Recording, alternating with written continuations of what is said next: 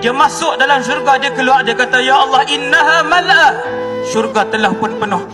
Kata Allah, tak penuh, masuklah. Dia masuk kali yang kedua, dia tengok penuh. Dia masuk kali yang ketiga, dia nampak penuh. Akhirnya dia keluar. Ketika mana kali ketiga dia keluar, Allah subhanahu wa ta'ala sendiri berfirman kepada lelaki ini, atadhkuruz zaman alladhi kunta fi, wahai pemuda, wahai lelaki terakhir kedudukan dalam syurga, wahai lelaki terakhir yang masuk ke dalam syurga, ingat tak kamu akan kemewahan dunia? Dia kata, ya Allah, aku ingat kemewahan dunia.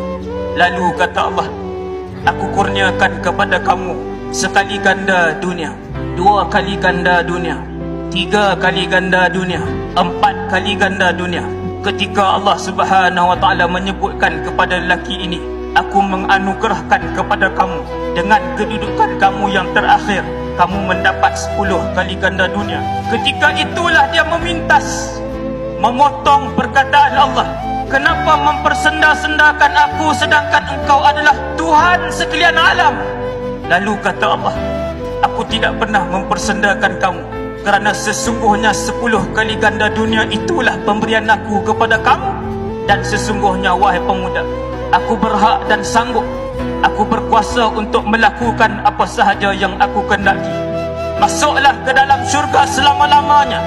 Tiada lagi sakit di dalam syurga, tiada lagi resah di dalam syurga, tiada lagi sesak-sesak di dalam syurga, tiada lagi kemiskinan di dalam syurga, tiada lagi pembohongan di dalam syurga. Kekallah kamu dalam syurga selama-lamanya. Begitulah kasih dan cinta Allah yang tidak disambut oleh manusia.